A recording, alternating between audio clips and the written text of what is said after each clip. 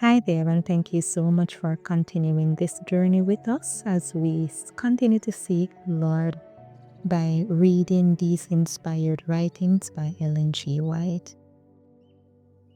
As we have been going through the devotional Christ Triumphant, we have traced sin from its beginning in heaven all the way to earth.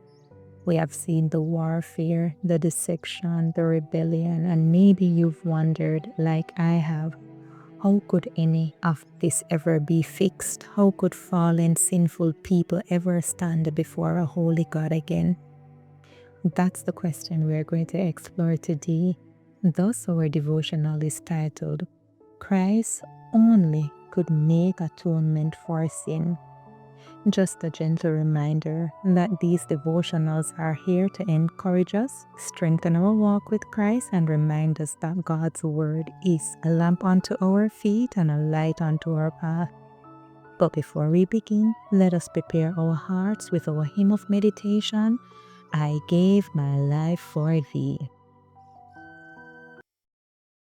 I gave my life for thee, my precious blood I shed, that thou mayst ransom be, and quicken from the dead.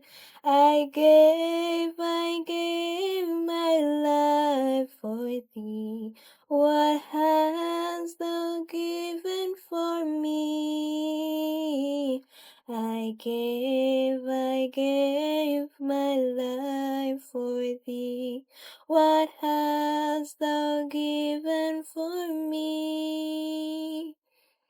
My Father's house of light, my glory circled throne, I left for earthly night, for wandering sad and lone. I've left it all for thee. Hast thou left all for me? I've left it all for thee. Hast thou left all for me? I suffered much for thee, more than thy tongue can tell, of piteous agony, to rescue thee from hell.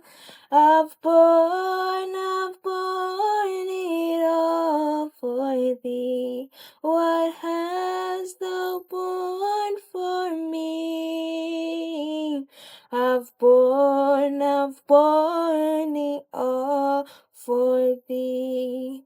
What hast thou borne for me? I hope that hymn prepared your heart for what we're about to read. Again, the topic for today is Christ only could make atonement for sin. And our scripture reading is taken from 1 Peter chapter 1, and we will read verses 18 and 19.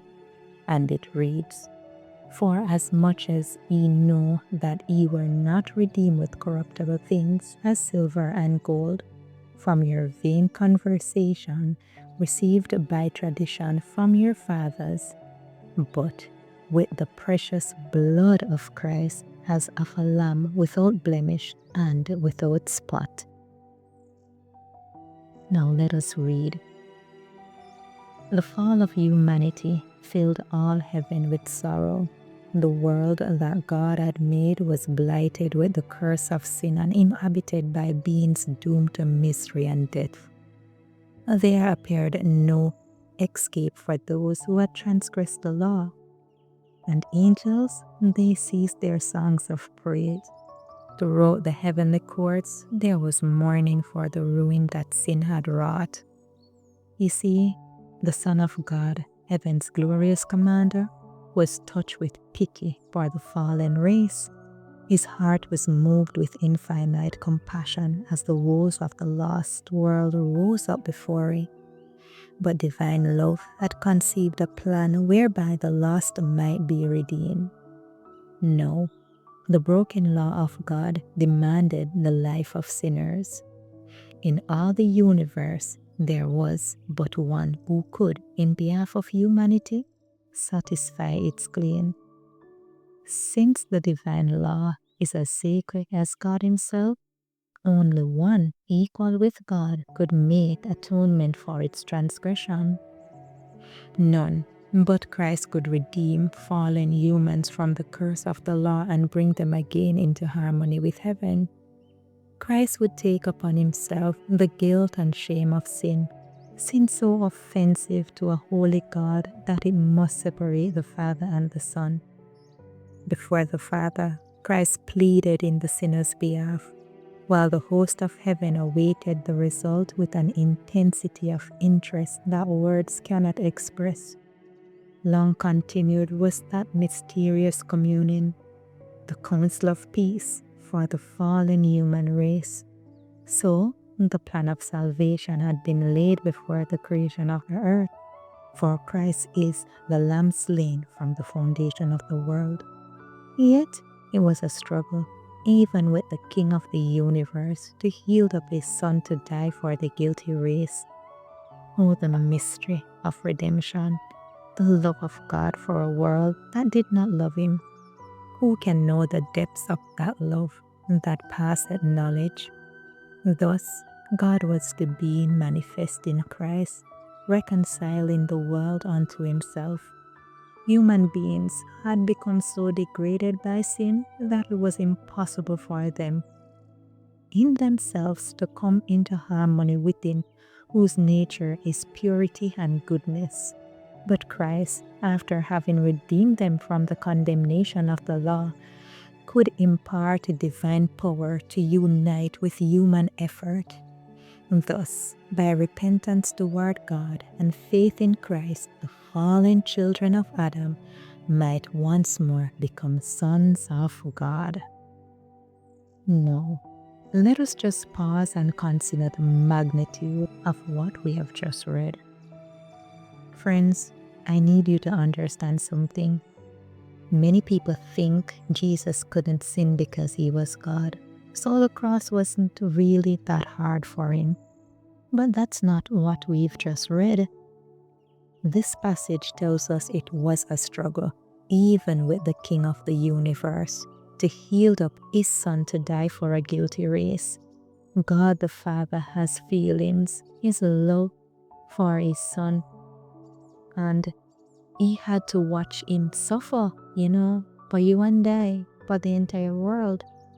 As a parent, can you even imagine your child dying, much less dying for someone else, much less dying for people who ate Him, who mocked Him, who rejected Him?